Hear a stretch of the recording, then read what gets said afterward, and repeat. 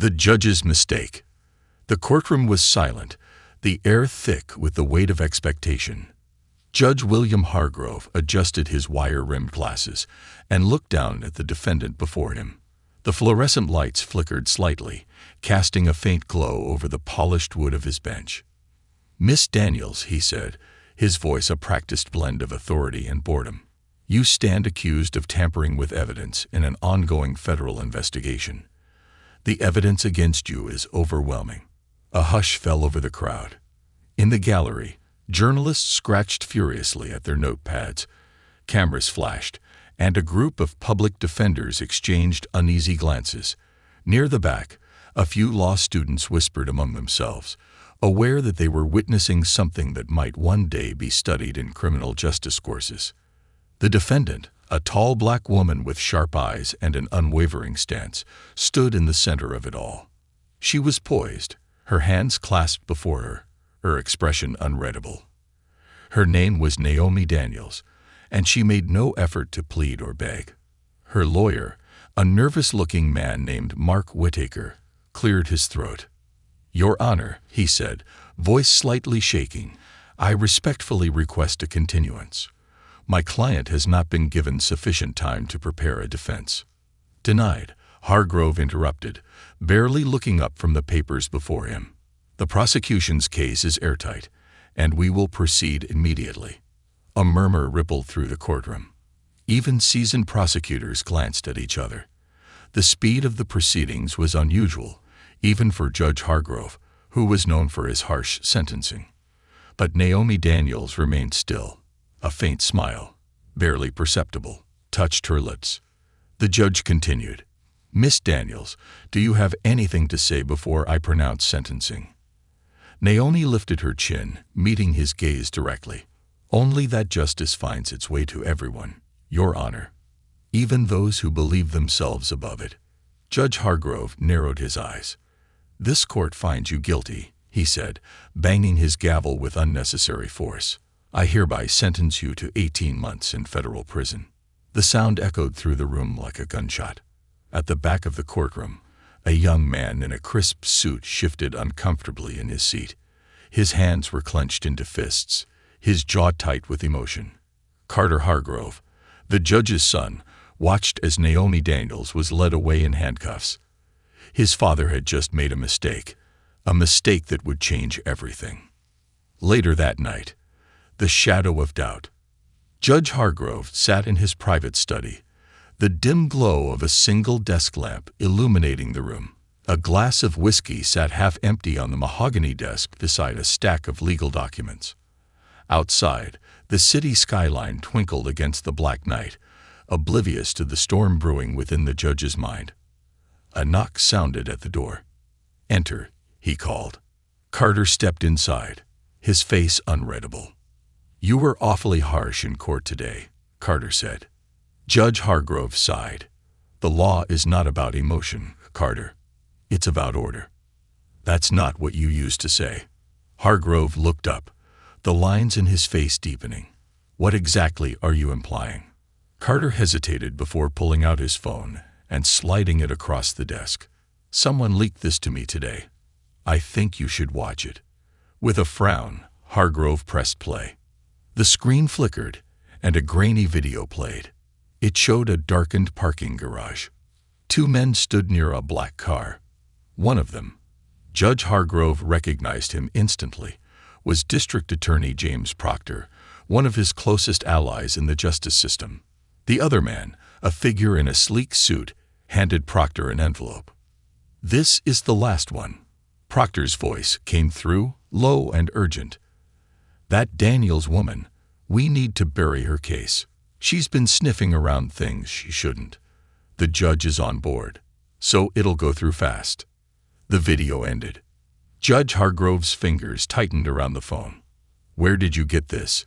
he asked, his voice dangerously low. Carter crossed his arms. "Does it matter? The question is, how deep are you in, Dad?" The judge took a slow, steady breath. "You don't know what you're talking about." "Then tell me," Carter challenged. "Tell me why you railroaded that case. Tell me why an innocent woman just got sent to prison without a shred of real evidence." Judge Hargrove stood abruptly, towering over his son. "You don't understand how this city works," he snapped. "You think it's all black and white. Justice is complicated." "Justice," Carter repeated, his voice laced with disappointment. "Or control." Hargrove clenched his jaw. "Go home, Carter." His son gave him a long, searching look before turning to leave. As he stepped out into the hallway, he called over his shoulder, "You made a mistake today, Dad, and it's one you won't be able to bury." The door clicked shut. For the first time in decades, Judge Hargrove felt something foreign settle into his chest. Fear. Inside the prison. The true identity of Naomi Daniels. Naomi Daniels sat on the thin mattress of her cell, her hands resting lightly on her lap. The prison air was cold, sterile, filled with the distant echoes of metal doors, slamming and murmured voices. Her cellmate, a wiry woman named Tanya, leaned against the wall, watching her. "You don't belong here," Tanya muttered. "You're too calm." Naomi glanced at her. "What makes you say that?" Tanya scoffed. "Most people fresh in here are crying, punching walls, cursing the system. You look like you're right where you want to be." Naomi's lips quirked slightly. "Maybe I am." Tanya frowned. "Who are you really?" Naomi didn't answer. Instead, she lifted her hands, cracking her knuckles one by one, her movements deliberate. Across the prison yard, a guard exchanged a glance with another inmate. A silent message passed between them. Naomi Daniels wasn't just another prisoner. She was an undercover FBI agent, and Judge Hargrove had just walked into a trap of his own making. The war begins. Somewhere in the depths of the city, a secure phone rang. A man in a dark suit picked it up, listening intently to the voice on the other end. "She's inside." A slow, calculating smile spread across his face.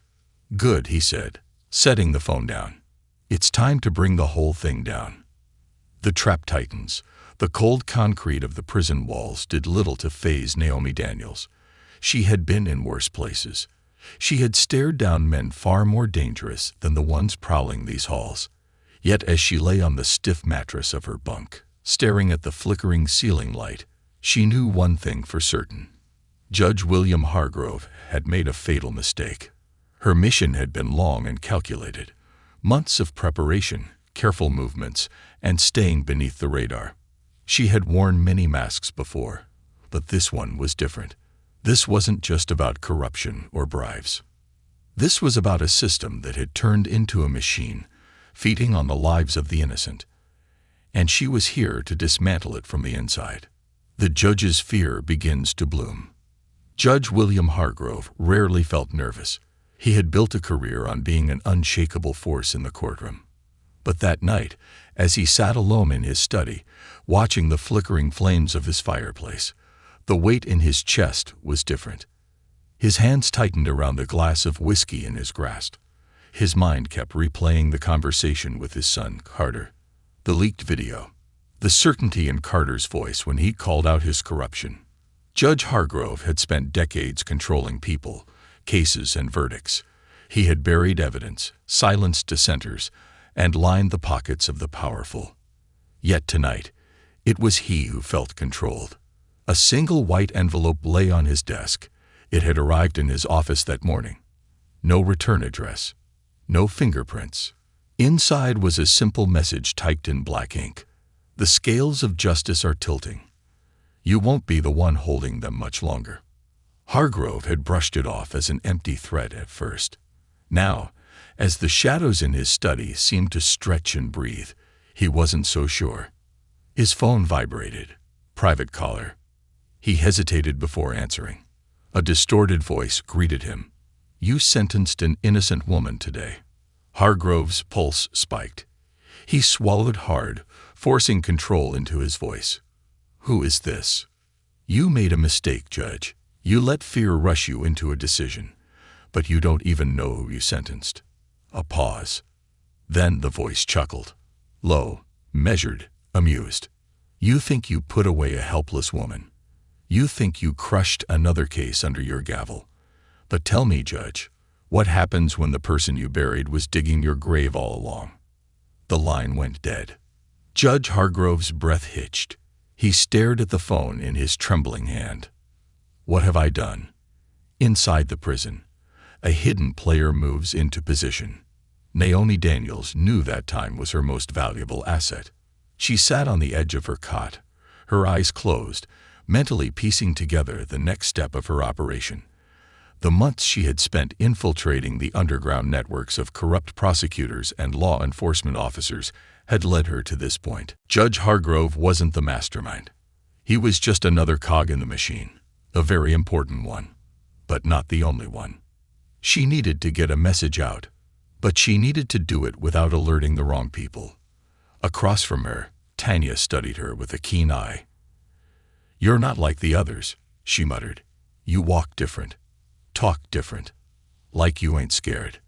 Naomi opened one eye and smirked. "I don't scare easy." Tanya scoffed. "Then you ain't been here long enough." Naomi stood up and stretched. "How's your friend working in the kitchen?" she asked casually. Tanya frowned. "Why you want to know?" Naomi tilted her head. "I need something moved. Quietly." Tanya hesitated. The unspoken rule of prison was don't get involved in things you don't understand. Yet something about Naomi was different. She wasn't desperate. She wasn't a hustler. She was something else. "What's in it for me?" Tanya finally asked. Naomi smiled. "Let's just say when I leave this place, you'll be getting an early exit too." Tanya's eyebrows shot up. That wasn't something people promised lightly. "I'll talk to her," Tanya muttered. "But you better be telling the truth." Naomi nodded, her smirk fading. "Oh, I'm counting on it." The judge's son digs for truth. Carter Hargrove sat in his dimly lit apartment, his laptop glowing in front of him. The words on the screen blurred together as he scrolled through legal documents, news articles, and old case files. The pieces weren't lining up. His father's career had been built on a foundation of harsh sentencing, political favors, and unspoken deals. He knew that. He had spent years pretending it wasn't true. But Naomi Daniels' case was different. Her sentencing had happened too fast.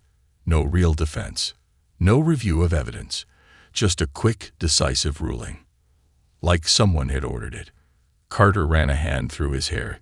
He clicked open a private email account, one he used to keep track of anonymous tips that sometimes came his way through legal circles. A new email sat in the inbox. Subject: Your father. His stomach clenched as he clicked it open. No message, just an attachment. A video. He pressed play. The footage was time-stamped from 2 weeks ago. It showed a dimly lit restaurant. His father sat at a table with District Attorney James Proctor and another man. A man Carter recognized but didn't want to believe was part of this. Senator Daniel Whitmore. The conversation was barely audible over the restaurant noise, but Carter could make out certain phrases. "Daniels is getting too close. We need to shut her down. Leave it to me. Hargrove will take care of it. Good. If we handle this right, she won't be a problem anymore." The video ended. Carter sat in stunned silence. His father had been ordered to frame Naomi Daniels. His father had been following orders. And now, Carter had the proof. Naomi's first move. Late that night, Naomi received a small folded piece of paper tucked inside her food tray. The words were scrawled in quick, messy handwriting. "The judge knows something is wrong. His son knows too.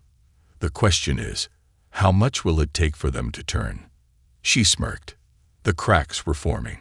All she had to do now was break them wide open. A war on two fronts. Judge Hargrove sat in his chambers the next morning, his heart pounding as he scrolled through his emails. Carter had sent him something. A video file. His throat tightened as he clicked play. His own voice filled the room. "Daniels is getting too close. We need to shut her down. Leave it to me. Hargrove will take care of it." His entire world tilted. He hadn't realized he had been recorded. Someone had set him up. And now, there was no escape. A cold sweat broke out on his forehead. Because Naomi Daniels hadn't been the only person watching. Someone had been watching him too. And the noose around his neck was tightening. Noose around the judge's neck. Judge William Hargrove's world was collapsing, and for the first time in his life, he wasn't in control. The video Carter had sent him kept replaying in his head. Daniels is getting too close. We need to shut her down. Leave it to me. Hargrove will take care of it. He had said those words. He had made that promise. And now it was playing on his own son's laptop. His fingers trembled as he minimized the email, locking his office door behind him. A deep breath. Another. His mind whirled. Someone had recorded that meeting. That meant someone was coming for him. But who? Judge Hargrove had spent decades sitting high on his bench, passing judgment over the guilty and innocent alike. He had made enemies before, but this was different. This was calculated. This was personal. And at the center of it all was Naomi Daniels. She wasn't just another defendant. She wasn't just another name in a case file. She was something else entirely. And he had sentenced her to prison. With a sudden, terrible realization, Judge Hargrove sat up straight. What if that had been the plan all along? Inside the prison. The first move. Naomi Daniels sat across from her newest ally. Tanya had delivered the message. The wheels were in motion. But now, she needed a way out. Across from her, Benny Two Toes Ramirez, a small-time conman turned prison fixer, leaned forward. His sharp eyes flickered with interest. "You want to get a message out, huh?" he muttered, voice just above a whisper. Naomi nodded. Not just a message. A warning. Benny smirked, rubbing his tattooed fingers together. That kind of favor don't come cheap. Naomi's expression remained calm. "I don't pay with money. I pay with power." Benny's smirk faltered slightly. "Power, huh? In case you forgot, lady, you're locked in the same cell block as the rest of us." Naomi leaned forward, her voice so quiet he had to strain to hear her. Not for long. The confidence in her tone made Benny pause. He had seen a lot of tough inmates talk big, but Naomi Daniels, she wasn't talking. She was planning. A moment of hesitation, then Benny sighed. "Fine. I'll make the call." Naomi gave him a knowing smile. "Good. Now let's talk about Judge Hargrove." Carter Hargrove's betrayal. Carter Hargrove hadn't slept. The morning sun barely broke through the half-closed blinds of his apartment. The laptop in front of him was still open, the video file waiting. He had proof. But what was he supposed to do with it? His father was a criminal. He had framed an innocent woman. He had helped the system do exactly what Carter had spent his entire career fighting against. A sharp knock at the door broke his thoughts. He hesitated before opening it. A woman stood there, tall, powerful, and radiating control. Maya Grayson, FBI. Carter swallowed hard. "I was wondering when you'd show up." Maya gave him a small smirk. "We need to talk." She stepped inside without waiting for an invitation. Carter shut the door behind her. "I assume this is about my father." Maya folded her arms. "Partially." Carter frowned. "Then what else?" She pulled out a thin file and slid it across the table. "Read that." Carter hesitated, then flipped it open. His breath caught in his throat. It wasn't just about his father. It was bigger. Far bigger. The bigger conspiracy. Judge Hargrove wasn't just another corrupt official. He was part of an entire network of corruption. Prosecutors, police captains, private prison executives, state senators. The file listed names, dates, transactions, and at the top of the food chain, Senator Daniel Whitmore. Carter's stomach twisted. He looked up at Maya. "This is massive," she finished for him. "And we need your help." Carter's mind spun. His father had worked for these people. He had followed orders.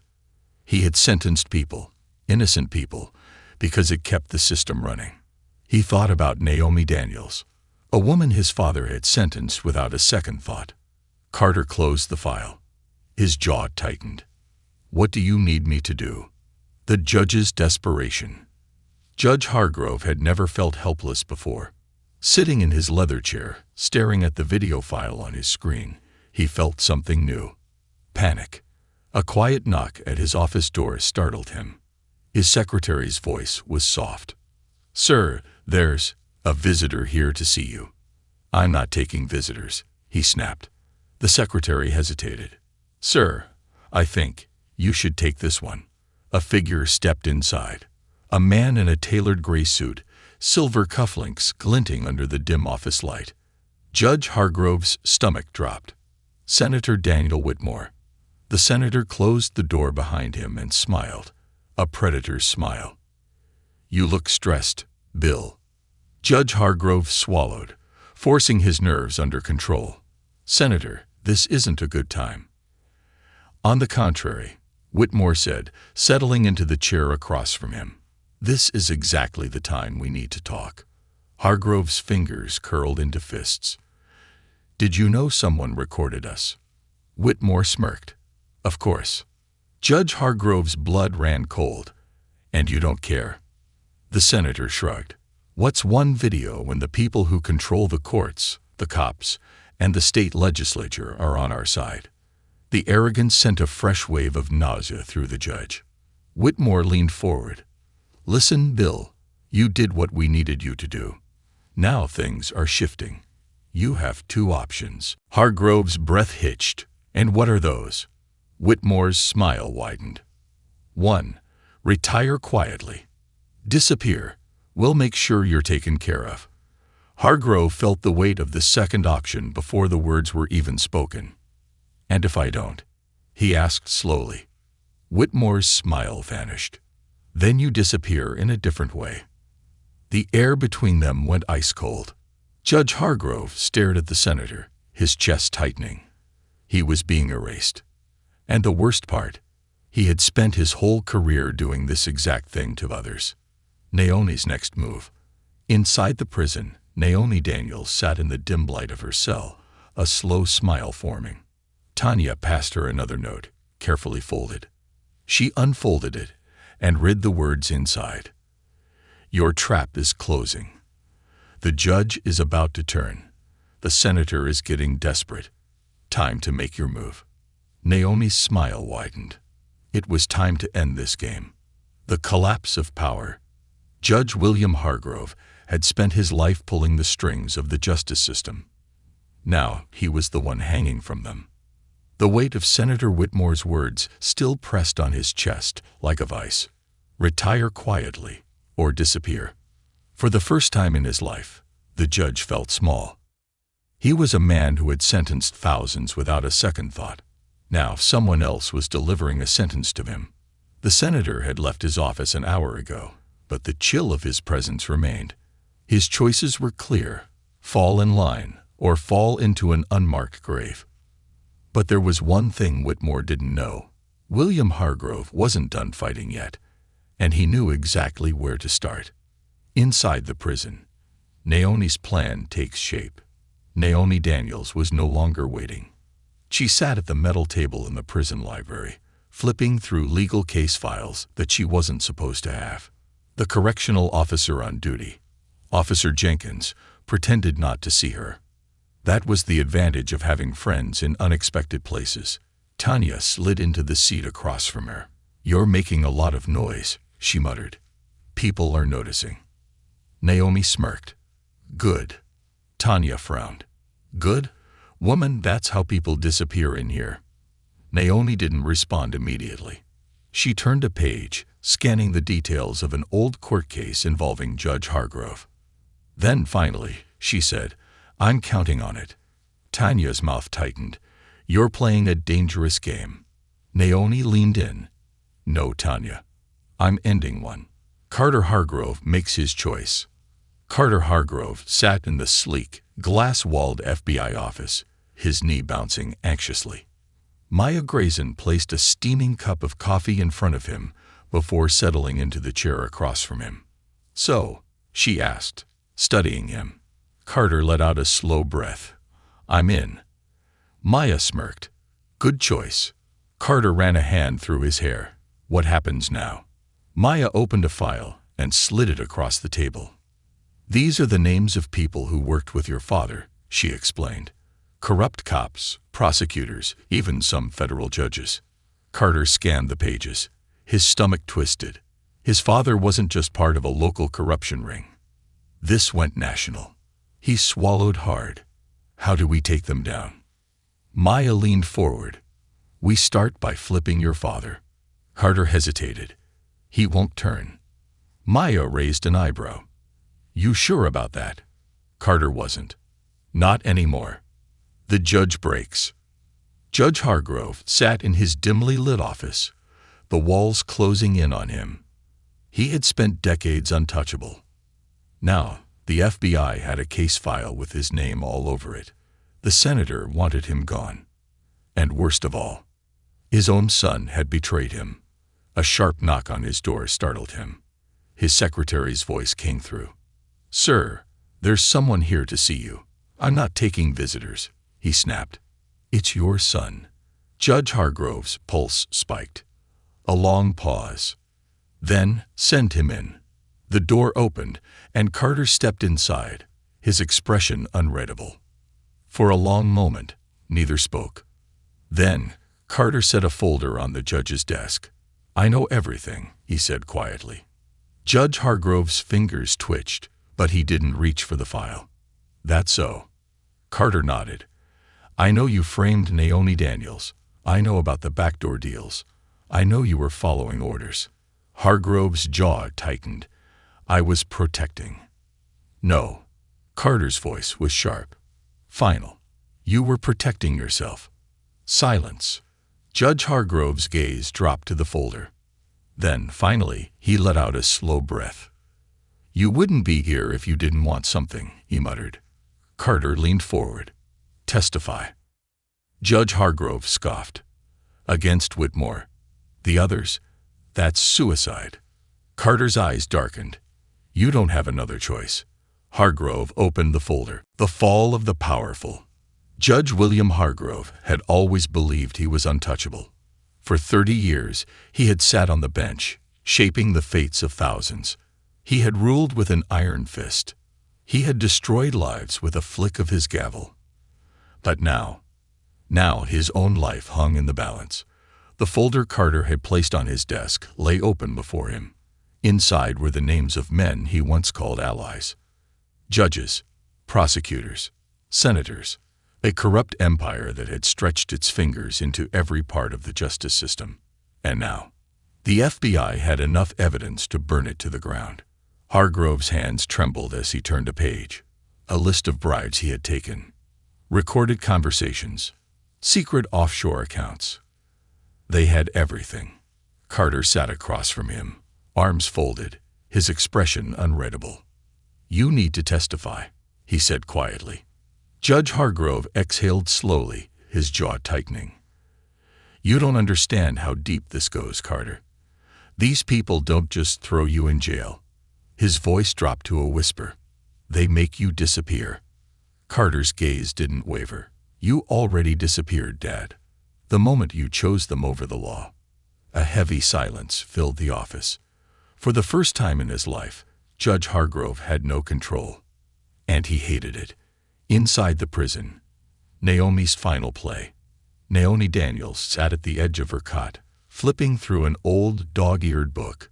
She wasn't reading. She was waiting. The whispers had already spread through the prison. Judge Hargrove was crumbling. And when men like him crumbled, they did something dangerous. They lashed out. She had learned it the hard way. A soft knock on the cell bars made her look up. Tanya stood there, her face tense. It's happening, she whispered. Naomi slowly closed the book. Tonight? She asked. Tanya nodded. Whitmore's people inside the prison. Word is, they don't want you making it to your release date. Naomi smirked. She had been waiting for this. Her enemies thought she was trapped in here with them. But they were trapped in here with her. Good, she murmured. Let them come. Senator Whitmore's next move.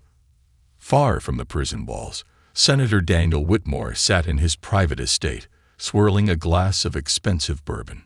The TV in his office displayed the latest news headline: FBI investigation XPNDs. GUGEs PRSEQU2ORS under scrutiny. He clicked his tongue in irritation. He had spent decades controlling the system, and now one mistake was threatening to bring everything down. His phone rang. He answered, his voice cold. "Talk." A deep voice responded, Hargrove's cracking. He met with the FBI. His son flipped on him. Whitmore exhaled through his nose. "Then handle it." A pause. "Then, and the Daniels woman." Whitmore's lips curled into a slow, calculating smile. "She won't be a problem for much longer." He hung up. Judge Hargrove was checkmated. And Naomi Daniels. She had just run out of time. The attack inside the prison. Naomi felt them before she saw them. A shift in the air. The way the usual noise in the cell block had quieted. She stood from her cot, calm, ready. Then, the lights flickered, and 4 men stepped into the cell block. She recognized all of them. Whitmore's men. Their faces were blank, but their intentions were crystal clear. They weren't here to scare her. They were here to erase her. Tanya stood nearby, eyes wide. "We gotta move," she whispered. Naomi's smirk was razor sharp. "No, they do." The moment the first man lunged, Naomi struck. She wasn't trapped. She was waiting. She dodged the first swing, grabbed the man's wrist, and twisted, sending him crashing into the bars. The second man swung a shank.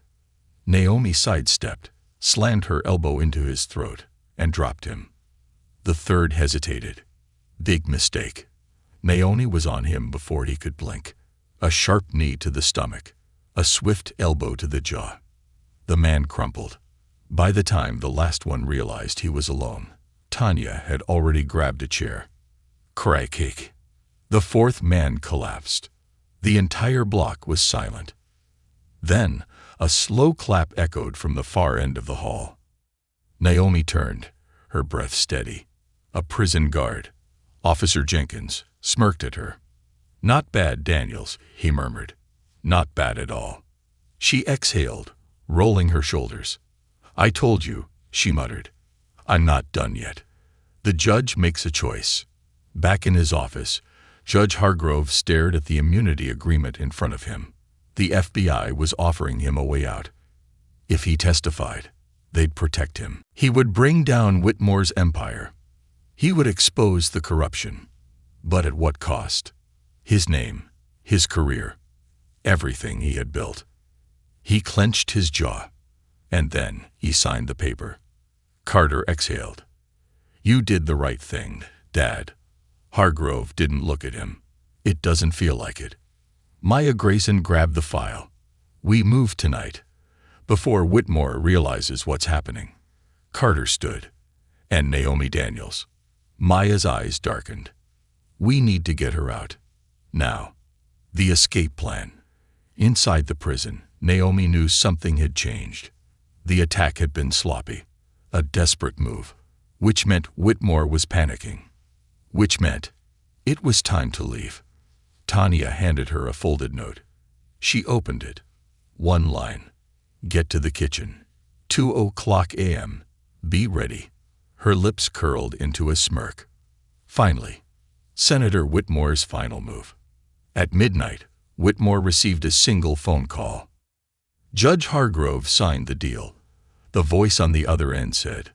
Whitmore didn't react. He simply closed his eyes, exhaling slowly.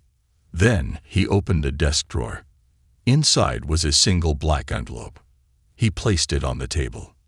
"Then it's time," he murmured. "Make sure he never testifies." A pause. "And the Daniels woman." Whitmore smiled. "She won't be alive to see morning." The beginning of the end. In 3 hours, Judge Hargrove was set to leave his office under FBI protection. In 2 hours, Naomi Daniels would step into the prison kitchen. In 1 hour, Whitmore's men would make their move. Everything was about to explode. And only one person would be left standing. Judgment Day. The deadline. The world outside was dark. The kind of dark that swallows a city whole, replacing neon lights with cold shadows. It was 1:59 a.m. Naomi Daniels stood at the back of the prison kitchen, her heartbeat steady. She wasn't scared. She wasn't even nervous. This was the moment she had been waiting for. Tanya stood beside her, shifting from foot to foot. "You sure about this?" she whispered. Naomi smirked. "You ask me that now." Tanya exhaled sharply, shaking her head. "Girl, I swear." A sharp clang echoed through the kitchen. The back door opened. A single guard stepped in. Not a regular one. FBI. Naomi's smirk widened. Right on time. Judge Hargrove's last stand. At the same moment, in a cold, gray office in the FBI's downtown safe house, Judge William Hargrove sat at a plain wooden table. A cup of coffee. A pen. A signed affidavit that would take down an empire. He was ready. Carter stood by the window, watching the street below. "We should move soon," he said. Maya Grayson nodded, checking her watch. "The transport is on its way. We have everything in place." Judge Hargrove took a slow sip of his coffee. He knew what came next. Whitmore wouldn't let him walk out of here alive. And for the first time in his life, he wasn't sentencing someone else. This time, the gavel was coming down on him. The escape. The FBI agent, a young woman named Special Agent Reed, gestured to the exit. "We have exactly 3 minutes before Whitmore's people figure out what's happening." Naomi nodded once. 3 minutes. She only needed one. She moved fast, slipping through the door and into the alley behind the prison. No alarms. No sirens. Perfect. Tanya hesitated at the threshold. "What about me?" she asked. Naomi turned, pressing something into Tanya's hand, a folded piece of paper. "Take this to the warden's office. It's proof of everything. If I don't make it out, you tell them what I did. And make sure you walk out that front door a free woman." Tanya's throat tightened. "You better not die on me, Daniels." Naomi grinned. Not in the plan. Then she was gone. The trap is set. Judge Hargrove's FBI escort had arrived. A black armored SUV waited outside the safe house. Bulletproof glass. Reinforced doors. A convoy of 2 other cars lined up behind it. Everything was perfect. Except something was wrong. Carter noticed it first. The street outside was too quiet. The usual city hum was missing. No late-night traffic. No pedestrians. Just silence. Carter tensed. Something's off. Maya's hand drifted toward her holster. Then the first shot rang out. Glass exploded. The SUV's windshield cracked as bullets slammed into it. A second shot. A third. The convoy was under attack. "Move E," Maya shouted. Judge Hargrove ducked as the window shattered. Carter grabbed his father and dragged him toward the SUV. More gunfire. More shouting. Whitmore's men had arrived, and they weren't taking prisoners. The chase. Naomi ran. The cool night air stung her lungs as she sprinted through the darkened alleyways of the city. Behind her, 2 black SUVs tore through the streets. Whitmore's people. They knew she was out, and they were hunting her. She cut left, leaping a chain-link fence, her feet barely touching the ground. One of the SUVs skidded, tires screeching as it turned to follow. Naomi spotted a narrow passage between 2 buildings. Too narrow for a car. She ran straight for it. The moment she disappeared inside, the SUV slammed to a stop. Naomi exhaled. Safe. A voice behind her made her freeze. "Thought you'd get away that easy." She turned. A tall, broad-shouldered man stepped forward, a silenced pistol in his hand. One of Whitmore's personal enforcers. The gun raised. Naomi smirked. "Wrong move, buddy." Bang! A gunshot echoed, but not from the enforcer. His body jerked, a red bloom appearing on his chest. He collapsed, gun slipping from his fingers. Naomi's eyes flicked up. At the entrance of the alley stood Carter Hargrove, a smoking pistol in his hands. "You took your damn time," Naomi said. Carter lowered the gun, breathless. Traffic. The senator falls. Across the city, in a private penthouse, Senator Daniel Whitmore poured himself a drink. He wasn't worried. Hargrove would be dead soon. Daniels wouldn't make it through the night. Everything was under control. Or so he thought. The doors burst open. Whitmore turned, startled. A dozen FBI agents stormed in. Guns raised, badges flashing. At the front of the group stood Maya Grayson. "Daniel Whitmore," she said, voice cool. "You're under arrest." Whitmore laughed. "Arrest?" He sneered. "On what grounds?" Maya held up a USB drive. It contained everything. Bribes, murders, corruption. His entire empire burning down in his hands. Whitmore's face twisted with fury. "You think this will stop me?" Maya's smirk was ice cold. "No," she said, "but this will." She stepped aside, revealing Judge Hargrove. Whitmore's smirk vanished. The judge took a slow step forward. "For years, I helped you," Hargrove said, voice low. "I thought I was above the law." He met Whitmore's eyes, and for the first time, the senator saw fear. But the law works both ways. Whitmore lunged for the gun on his desk. Bang! Maya shot first. The bullet shattered the glass of the whiskey bottle beside him. Whitmore froze. He had lost. And he knew it. "Take him," Maya ordered. The agents swarmed him. The empire had fallen. The aftermath. Days later, Naomi Daniels sat in an FBI conference room. No handcuffs. No prison jumpsuit. A free woman. Maya sat across from her. "You ready for your next move?" the agent asked. Naomi smirked. "What do you think?" Maya slid a manila envelope across the table. Naomi opened it. Inside was a new identity, a new mission, and a new target. Naomi exhaled slowly. The fight wasn't over. Not yet. She glanced at Carter Hargrove, standing by the door. "You coming with me?" she asked. Carter hesitated, then smiled. "Yeah," he said. "I think I am." Naomi closed the envelope. Time for the real work to begin. The verdict of fate. 2:00 a.m. The escape comes full circle. The cold night air cut like a blade as Naomi Daniels and Carter Hargrove sprinted through the darkened alleyways, their breath ragged but controlled. Behind them, Whitmore's men were closing in. They had thought she was dead. They had thought she was buried. But now, Naomi was out, and the man who had sentenced her was on her side.